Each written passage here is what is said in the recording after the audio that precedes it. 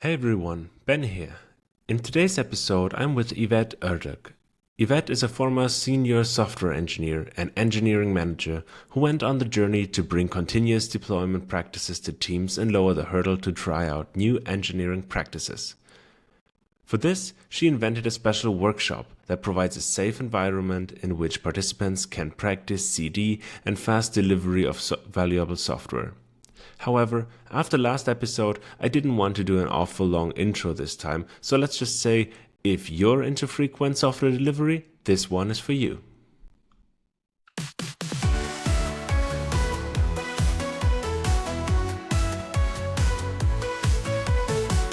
Hey Ivett, thanks for jumping in on the Stellar Work podcast. Let's begin.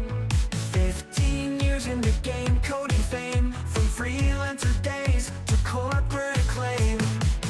Lean poker, it's the game we play. Continuous delivery, deploy every day. With feedback loops and bots so keen, building better software, it's a coder's dream. Hey Yvette, thank you so much for jumping on an episode with me. Hi, I'm happy to be here. For everyone who does not know you yet, can you give us a brief explanation of who you are and what you're doing? Okay, so I'm a software engineer, or I've been working as a software engineer for over a decade, more like 15 years by now. Part of it was as a leader, as engineering manager.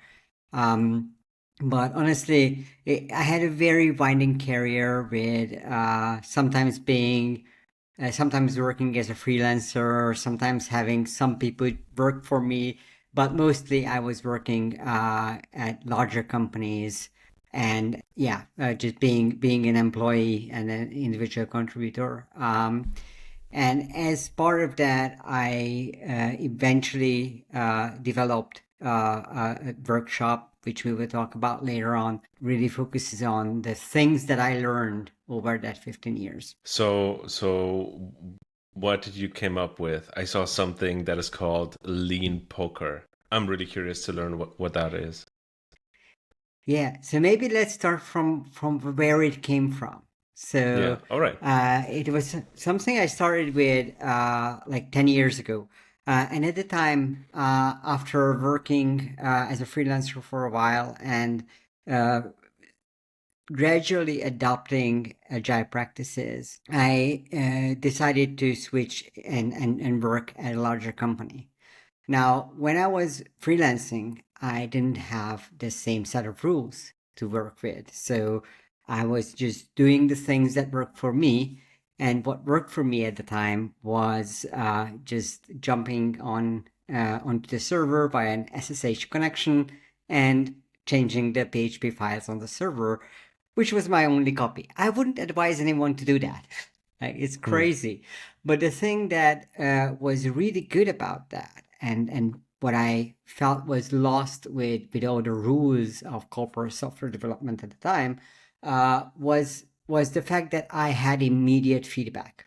Like, whenever I would change something on the server, I would immediately see it working in production, and I would immediately have my friends who were actually using the product. It was a social network, something like an early Facebook. At the time, Facebook wasn't a big thing yet. And because when I deployed, they already told me if there was something wrong. I had a really good monitoring system, right? I always had ICQ open, and yes, that was that You long were ago. chatting. We were chatting through ICQ at the time. I had a bunch of friends who were very heavily using the product. So basically, whenever I made a mistake, even if it was just a missing semicolon, which happened a lot, Sure. they would just write me a message on ICQ and tell me, "Hey, there is something not working on the website. Can you check it?" And then I would fix it and all that. And I also used feature flags. One of my favorite tricks was, if username equals Yvette, then do this, otherwise do that, right? So that's how I worked at the time. And then as I entered this corporate environment, I was like, what? You're only deploying this thing every 3 or 6 months? Like, how do you know if it's working? How do you know if it's worth building forward? For me, that was natural to have that immediate feedback on what I'm doing, if I'm building the right thing, and if I'm building it right.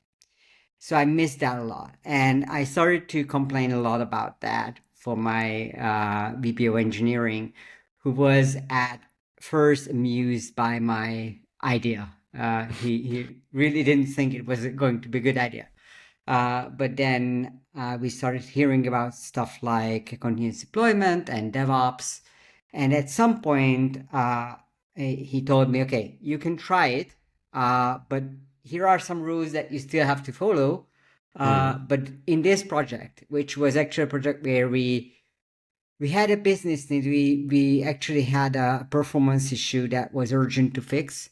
So it was kind of a necessity from this business perspective to try continuous deployment. And I was there. I was lucky enough to be trusted by this VP to try this. And then we did it. After about 3 months, it turned out to be a success. And then they decided that they want to move the entire company to continuous deployment. And that's how we came to the point where I had to convince my peers. And at the time, my engineering peers were like, "Are you crazy? You know how much problems we have every time we release. We have to fix bugs. It's a whole, like, it's crazy. We don't want to do that every day. And you're telling us that we want to deploy every day." I was like, "Yeah, when we do that, it won't be that crazy. Trust me." But they wouldn't trust me in, that much. So I was thinking, okay, how can I convince these folks about this being a good idea? Mm-hmm. And then fate would have it, I was learning poker at the time, just Like from poker. friends, actual Texas Hold'em. And then something just clicked, and I had decided, okay, what if we did a poker competition but with bots? And instead of waiting for the people to finish the bots, they would have some really stupid starter bot, and then the bots would play as they are developing their bots. So even before they checked out their code, they would start developing from the first second of the day. That of course means whoever makes the first deployment and has a slightly smarter bot can win from others who are deploying later.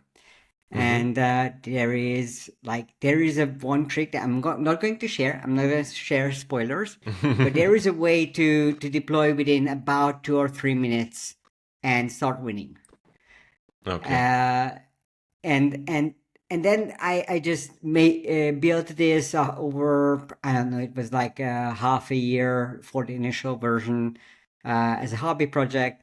And then I started running these events. And what was interesting is...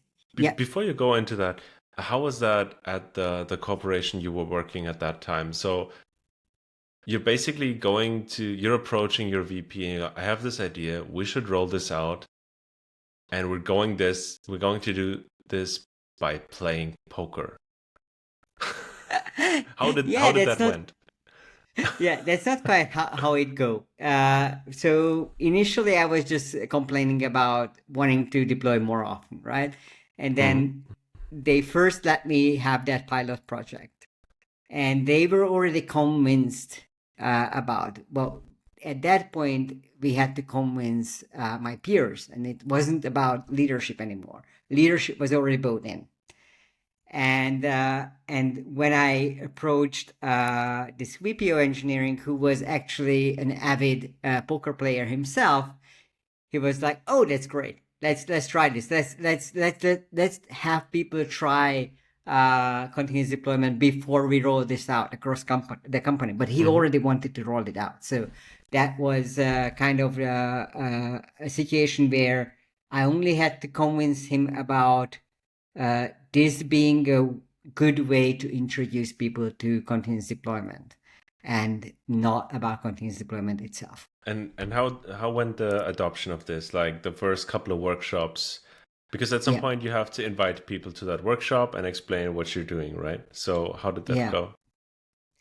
Yeah, so it was funny because for the first couple of months I was working on it in secret, and then I shared it with my VP of engineering, and I didn't want to bring it into the company first. And at the time I was running code retreats. It was basically just something I did as a hobby, like on Saturdays, right? And I had this idea of just having that meetup group try Lean Poker. And the first few events were actually free. I just told them, "Hey, you show up. I'm gonna show you something new and cool. Just bear with me, but because it's a prototype." And the very first version of the front end, I already announced the event because I was like, okay, I need to set myself a deadline because otherwise I would just keep working on this. And I set myself a deadline, and then like I was ready with the back end, but I had only like 4 days left for the front end. And then I hacked together the front end over 2 or 3 nights, and it's the worst possible code you can imagine. It's complete mess. I was using jQuery. I'm a backend developer. I had no clue about front end, so I used the one framework that I knew, which was jQuery. And that was already the time when jQuery wasn't cool anymore. but that's what I had, and I even added my own framework code trail, which, yeah, it was a complete mess, but it worked.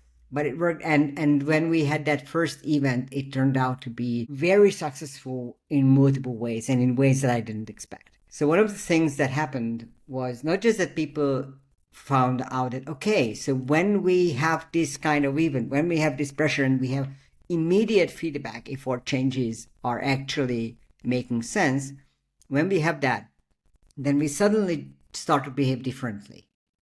We suddenly want to deploy frequently. It's not just that it's something that we are forced to do, it's something that we want to do.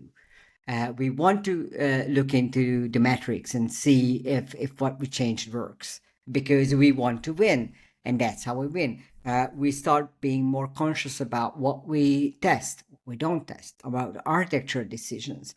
So suddenly these teams started to discover the things that they do differently if they actually care about winning.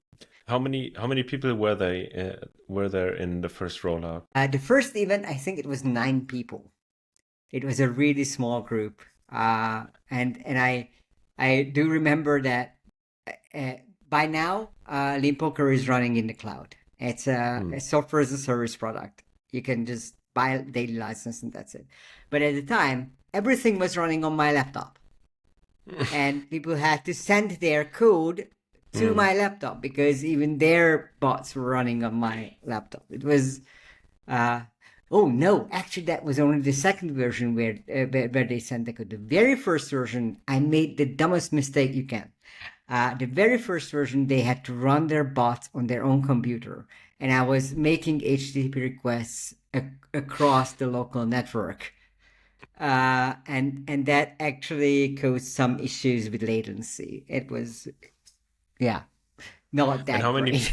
how many people did you need to convince in order to fully go into continuous deployment with that part of the organization or that part of the product you were working on?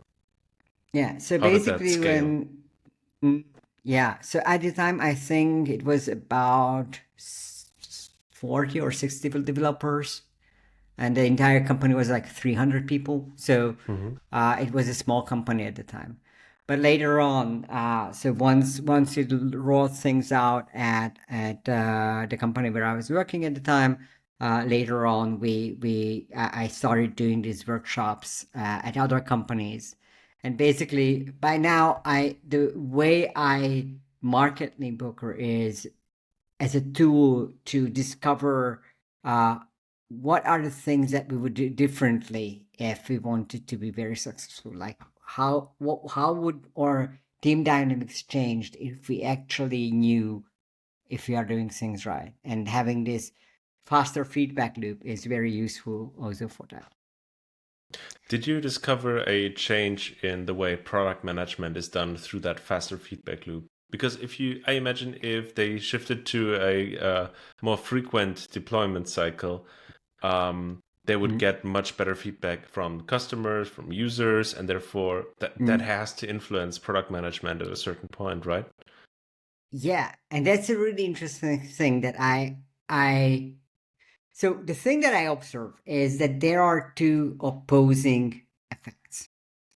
One is that once the dev organization learns how you can take advantage of continuous deployment, the product organization starts to adapt and may start to iterate faster. The problem is that often that comes up against another force, which is like the investment side of things. Like the investors want to have stability, they want to have predictability. So what you have is a CTO being stuck between, I know that this is the right way to build stuff. I know that we can build better products if we iterate quickly, and if we don't we have a vision, but we don't stick to it very strictly, because what we learn, we are going to adapt using that. On the other hand, there is this push from the board of getting some plan, and then when things don't go as well, then those plans start being used as something that was meant to be rigid and not just a vision. So for me, as I'm not a software developer. I've had like 1 year of coding experience at university where we learned Python. So kind of easy year that I had on that part, but I have no clue whatsoever. Like, can you give me a brief explanation of, if you go to let's say a larger corporation, of what is needed in order to move to continuous deployment? Because I can imagine that if you do those type of workshops and they say, okay, so we're on board, where should we start? What would your answer be? Okay, so I think, just one note, my battery is low, which might mean that at some point I lose my headphones. Yeah, don't worry. I take care of that. Okay. We'll figure it out. Yep. So, so what do we need for an organization to move to continuous deployment? I think that it's a process, and the first step I would probably look at is, do we have proper test coverage? Do we have proper monitoring? These are the things that we need to set. To make sure that we are not being reckless, right? We do want to make sure that we don't end up like CrowdStrike a few days ago, right? We don't want to break the machines of our users. So we do need some way to make sure that things stay afloat. For that, you need testing, monitoring, you need a release process, preferably a canary release process, so that things are not out in the wild for everyone at once. The way you get there is, if you're lucky, you already have most of those things and you just need to speed them up. If you're unlucky, you may have the situation where you really need to start building that from the ground up. And the way I would usually approach that is having a pilot project for that. And your pilot project is probably going to be something that you can isolate. So a new feature that you can build as a separate product, even if on the front end, from a user perspective, it is an integral part of the rest of your product. From a technological perspective, it should be an isolated thing. And then what that lets you do is start experimenting on the small thing. Set step by step, So you start experimenting with the smaller thing, and what you do is build up the monitoring and everything around that small part until at some point you have a robust enough system that you can start rolling out into your legacy systems. But even then, you probably don't want to do it at once. You want to do it step by step because it can be a large project. And my headphones are done. Yeah, I don't probably worry, don't won't worry. hear you now. Yeah, I don't hear now. I need to find new headphones. Sorry. Yeah, then go ahead. Okay. I don't have another pair of headphones. So what I'm going to do is when I speak, I will mute you. And that way it should Okay, work. I can mute myself while you're speaking. You can don't mute. worry. That sounds good. Okay, let's do that. Sorry. So just to get it right, you would say that you would start with a pilot project, and I think we have to start all over again with the clap because I have like you should mute yourself when I'm speaking as well Okay. to not have the echo. Or we restart. However, so you were saying that starting with a pilot project would be a good idea on this, and picking up an isolated, let's say, feature or product that you could take. Who would you include in such a workshop? Like, who do you need on board to really implement this? I can imagine that is it just developers, or would you scale it up to a more broader audience? Yeah, so I think it depends a lot on the situation. So who is already on board? That's my first question. If leadership is already on board, that's a very different situation from when it's the developers that are on board, right? Where I can help is bringing the developers on board, and not just bring them on board, but showing them how they can do this right, and helping them understand what are the things that they need to change for this to work from a development perspective. And that's also a nice thing to first have developers on board, but you also need the larger org to be on board. Now, Lean Poker itself is only meant for developers and maybe product people. Sometimes I did have instances where we included the product managers into a Lean Poker event. They would research a bit of the strategies and then come in as kind of someone who is guiding the team with the strategy. But Lean Poker is not necessarily meant for more the leadership of the organization. There it's a different story, right? And to bring that part of the organization on board, I think there are two ways to do this. One, just educating, and the way I did it, right? The way I did it for the first time when I did it a decade ago was that I started talking about what is continuous deployment, what are the benefits, what are the things that we would do differently, and stuff like that. And just repeat this message until people start understanding in their leadership.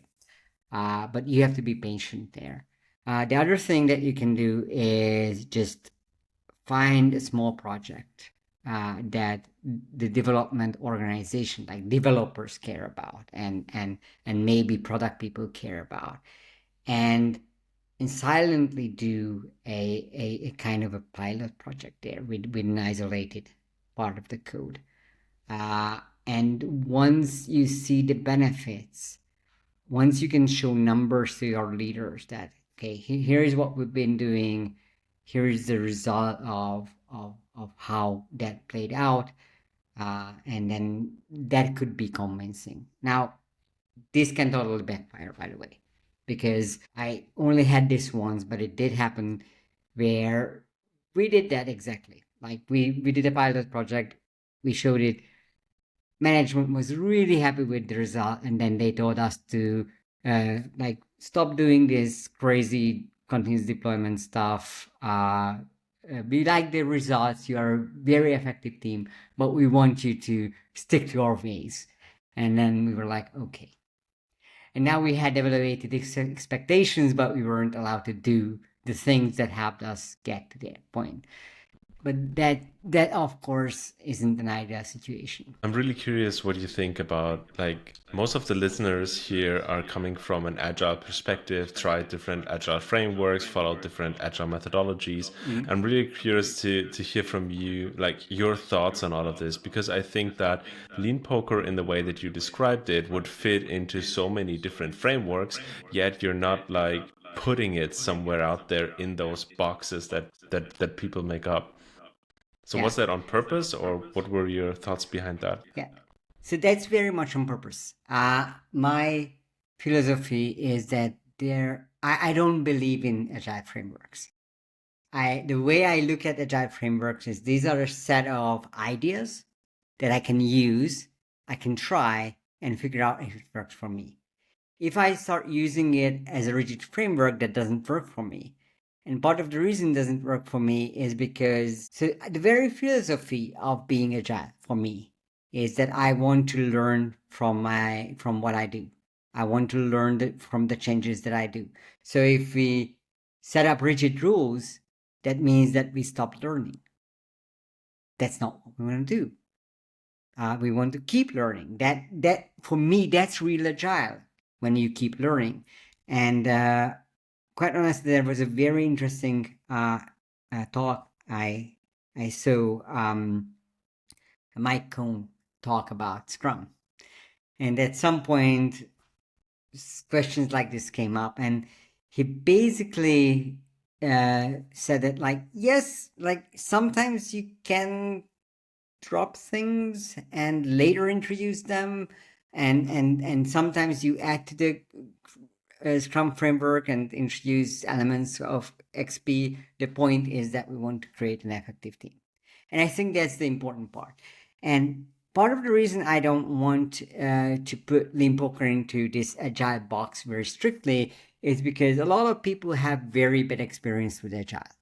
And that very bad experience comes exactly from this rigidity. When people try to rigidly apply these practices without understanding them, and that kind of backfires in multiple ways, because something might not work for a team, or it might work, but because they didn't understand it, they game the rules, and they are not acting in the spirit of the rules. They are just adhering to the rules, and I think that's another way it can backfire. So I actually even let other people run lean poker events. So it's not just me. I'm selling licenses, but anyone who wants to run their own event can. And I actually don't even care what agile framework or even waterfall those people are teaching using lean poker. If they can teach what they care about using lean poker, I'm happy. I don't think you can teach waterfall with it, but I don't know, maybe. But for me, the is people to find it out, like explore for themselves what works for them. Explore for themselves what are the things that we actually do because they are effective, and what are the things that we just learned somewhere and it's not actually effective for us anymore. The reason I asked was because I think at the heart of what you're presenting here and at the heart of continuous delivery, you see agile principles. Like, you're at the very core of what in the Agile Manifesto is written, with continuous delivery. And you get continuous feedback, you make yourself more responsive to what is out there. That's why I think it's so interesting that you wouldn't want to have this in either of the framework boxes, but yet you still deliver what is behind those values and those principles. So that was the reason why I was asking. Yeah, so I actually, on my LinkedIn page, the tagline that you see on top is, our highest priority is to satisfy the customer through early and continuous delivery of valuable software. This is the first principle of the Agile Manifesto. And I really mean that that's the right way to think about it, right? This first principle is the thing that I live by professionally. And do you think that, because in that sentence it's software, but products or customer experiences are consisting of more than just software, right? And do you think that those principles or those techniques are also valid for, let's say, other places? Could we see continuous delivery hardware? Could we see continuous delivery customer experience? Could we see continuous delivery in other fields? So we move away from delivering quote unquote just software and start to delivering like what we're actually marketing for.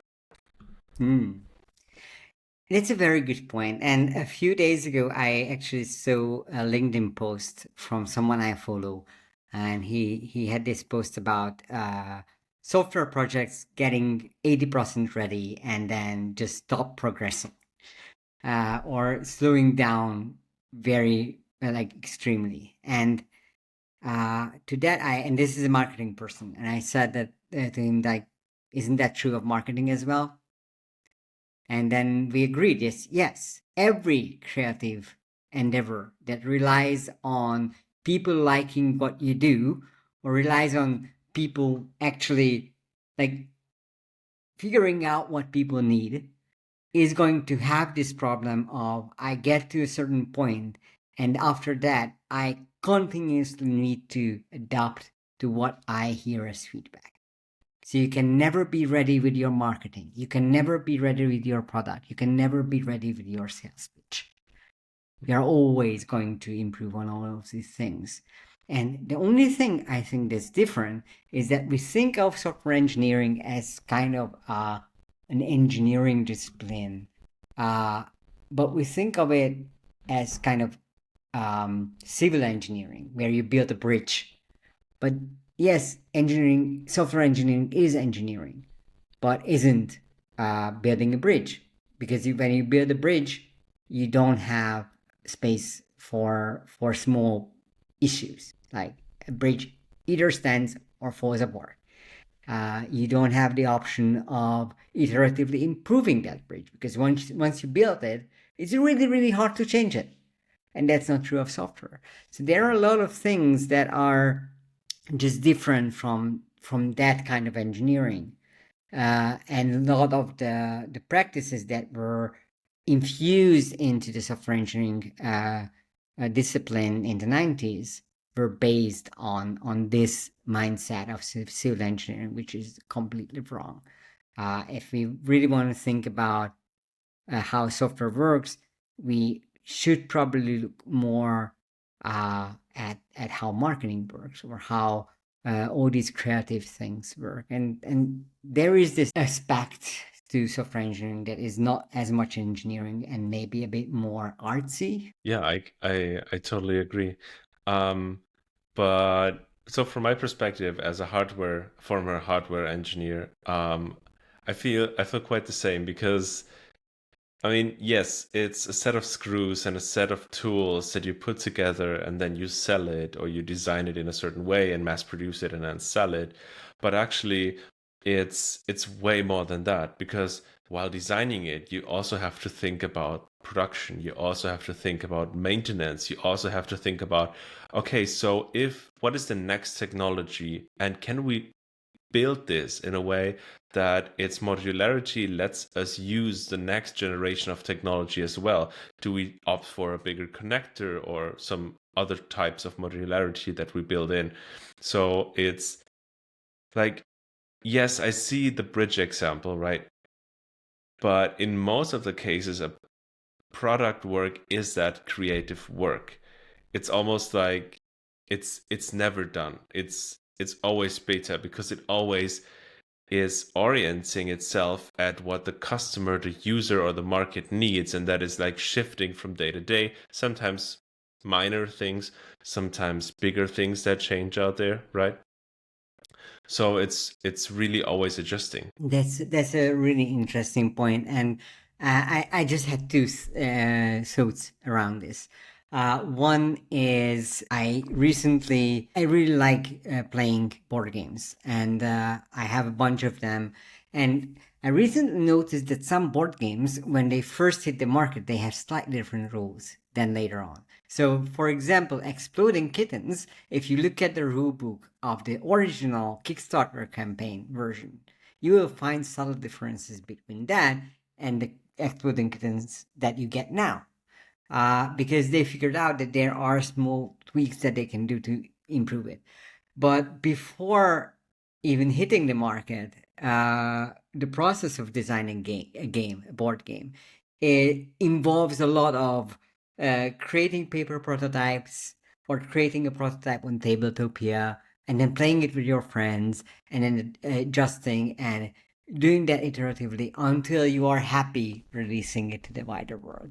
So even board games are like that. But as you mentioned, harder. Those who are listening won't see this, but if I turn my camera up there, you can see a lamp there, which I built, and it can change colors and yeah, like that. And all that, and it's built out of various little pieces. Like there is an It's ESP32 inside, and all It, that. it's really cool. Everyone not watching but listening this should go on their phone and just scroll back a few seconds to see this. It looks really cool. Yeah, so it's a very simple lamp that I built. It took me about 2 years to iterate on it, but it's built of like plywood and 3D printed parts and all that. And this is, I think, iteration like 20. But basically, when you build something that's harder, you are iterating. Even the space program was iterating. Like if you look at how NASA built the different things, like yes, sure, there was an Apollo mission that actually got into space, but before that, you had a bunch of ground tests and iterations on that. So yes, there is this aspect of engineering, and when we deal with something that is very much figured out by now, like a bridge, of course we don't have to experiment as much. We know how to build a brick house. That's not an issue. But building a 1,000-meter high tower, that's a different story. Or building a space elevator, we don't know how to do that. There, we need to experiment a lot. Yeah, absolutely. I was just creating my very first website. I've never created a website before, so I created stellarwork.com. And I'm not a programmer and I'm not a design guy, so by just looking at it, you would know. However, I was thinking of how should I put my thoughts into words, and I was like looking for the right words to explain myself and my idea of stellar work. And I thought, well, in my head, this makes total sense. And I put it out on the website. I was asking people like, what do you think this is? And they would respond. And then I learned that the way I put it gives them a different perspective on the thing as my perspective or my intent was, so to say. So I was learning, I had to learn that I'm writing this for them. So I need to put something out, see how people would perceive it, correct it until people perceive it. The majority of people perceives it in a way that I want them to perceive it, and not in a way that I think the best words would be. So that was a really interesting journey of just putting things out there and then gathering all the feedback from it. Really, really helpful. I cannot see any way people would do this differently and not getting that feedback and just pretending that they figured out everything. Because people are so different and really hard to read. Yeah, it's and it's just that it's not just how they perceived what you did, right? So it's one aspect of, do they understand, but do they want to read it?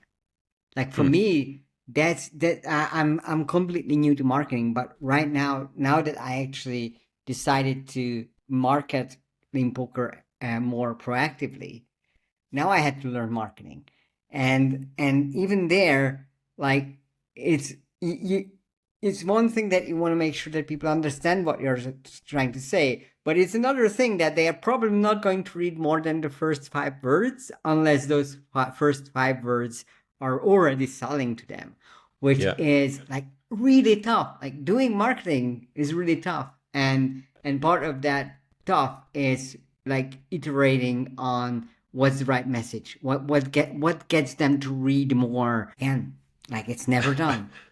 I can totally see the marketing people listening to this podcast and just shaking their heads like two engineers talking about marketing basics as if it were a real job.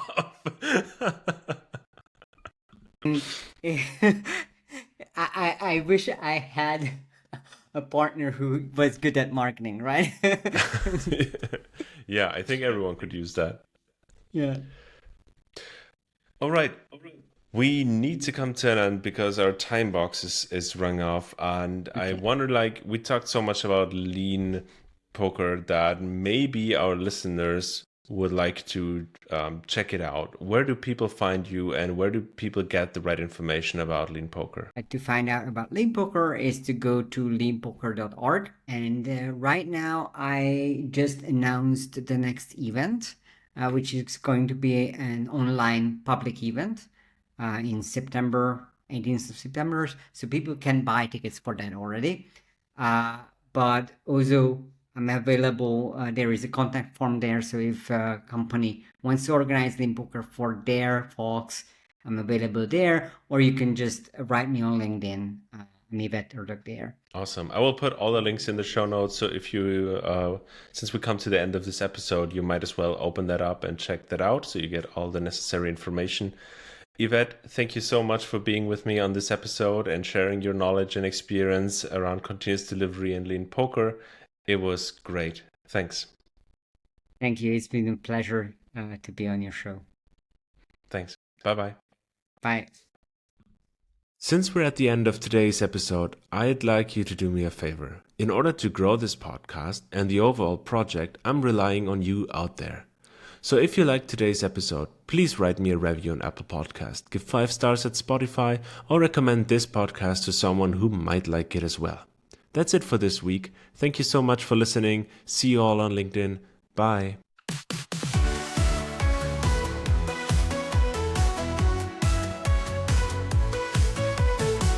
Hey, Ivett, thanks for jumping in on the Stellar Work podcast. Let's begin. 15 years in the game, coding fame, from freelancer days to corporate acclaim. Lean poker, it's the game we play. Continuous delivery, deploy every day. With feedback loops and bots so keen, building better software, it's a coder's dream.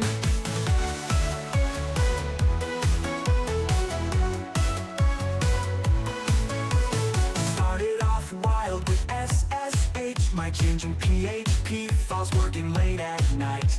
Immediate feedback, friends on ICQ. Those were the days, who knew what we do? Lean poker is the game we play. Continuous delivery, deploy every day. With feedback loops and bots so keen, building better software, it's a coder's dream. From corporate rules to agile tools, VPs, peers, we broke the old school. Convincing the crowd, workshop so proud. Continuous deployment, shout it loud. Loud. From 9 to 60, scaling the dream. Lean poker in the cloud, it's a winning team. Testing, monitoring, small pilot starts, iterate, innovate, coding from the heart.